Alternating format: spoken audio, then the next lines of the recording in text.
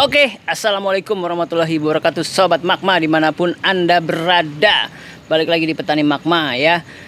Saat ini kolam kita yang sudah diperbaiki sudah hampir rampung ya. Yuk kita lihat yuk sobat, yuk.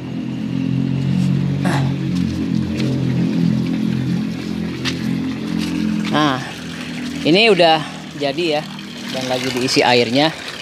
Nah, kali ini video ini akan saya ulas ya, bagaimana sih cara mensterilkan kolam baru ya, beda dengan kolam yang mungkin habis panen atau pasca panen ya. Jadi ini untuk kolam baru, bagaimana kita mensterilkan agar nanti bisa langsung tebar benih ya untuk sobat Magma. Oke, tentu saja videonya nih ditunggu ya setelah yang satu ini.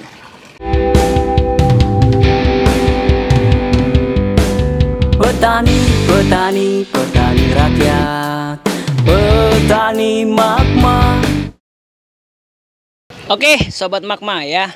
Jadi saya akan menjelaskan bagaimana kita membersihkan kolam baru ya. Artinya sobat semua, jika habis pemasangan kolam terpal di kolam kalian, itu paling tidak harus dibersihkan dulu, disterilkan dengan cara apa ya. Mungkin saya akan berikan dua metode untuk membersihkan kolam terpal yang baru ya. Metode pertama ya, kalian cari yang namanya daun pepaya ya. Daun pepaya ini biasanya kita gunakan untuk antibiotik ya, untuk penyakit. Nah, makanya sangat baik juga bisa kita bersihkan di kolam terpal kita yang baru, karena bisa mematikan seluruh bakteri yang ada ya. Dan juga jangan lupa gunakan garam krosok ya. Jadi daun pepaya ya, kalau kita ambil nanti ya, dicacah dulu ya, dicacah sampai kecil-kecil. Kemudian masukin ke dalam ember. Berapa jumlahnya ya terserah, yang penting bisa mencukupi nanti untuk membersihkan dinding-dinding kolam ya, sama dasar kolam kita yang baru. Nah itu, terus kemudian masukin ke dalam ember dan juga berikan garam krosok ya, dicampur. Nah setelah itu sobat ya harus bisa membersihkan seluruhnya nih. Jadi ember tadi dikasih air juga dikit ya, buat pengadukan. Jadi supaya nanti kandungan dari daun pepaya itu sudah tercampur larut di dalam air ya, sama garam krosok. Nah tinggal kalian bawa ke sini. Kemudian diratakan di semua dinding kolam ya, pakai tangan aja langsung digosok-gosokkan di dinding kolam. Kemudian dasarnya juga dibersihkan ya sama garam krosok tadi.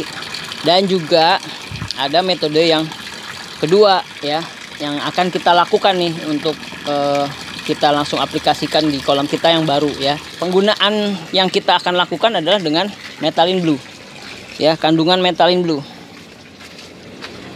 Nah, Methylene Blue nih kita pakai yang biasa ya, kita pakai untuk penyakit juga, yang biasa kita pakai untuk pada saat ikan sakit, mungkin karena jamur ya, ataupun karena bakteri ya, kuman, virus tuh, luka. Ini kita pakai ini Red Blue Dog ya.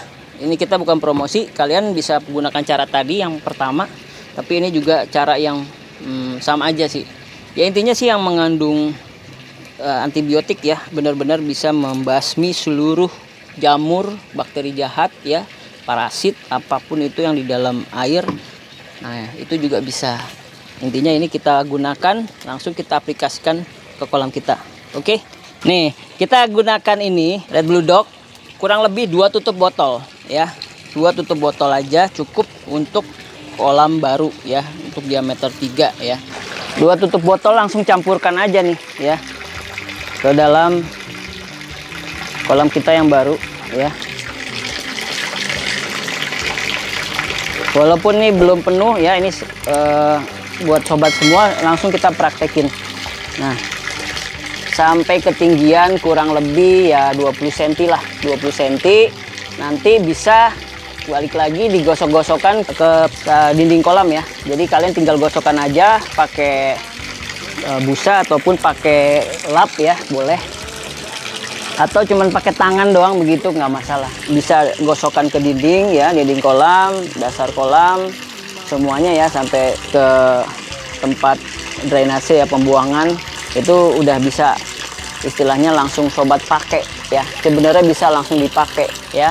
Cara ini cukup efektif ya ketika kalian mau buru-buru tebar benih ya. Nggak usah pembuangan air lagi sih sebenarnya. Cuman kalau kalian sobat semua pengen buang air ya berarti nggak usah terlalu penuh. Cukup seperti ini, langsung digosok-gosokkan dulu ya, buang air dulu, baru isi lagi kolam yang baru. Sebenarnya terlalu lama ya. Kita tetap bisa nunggu paling tidak 1 jam sampai 2 jam lah. Nah itu yang saya bisa bagikan buat sobat magma semua.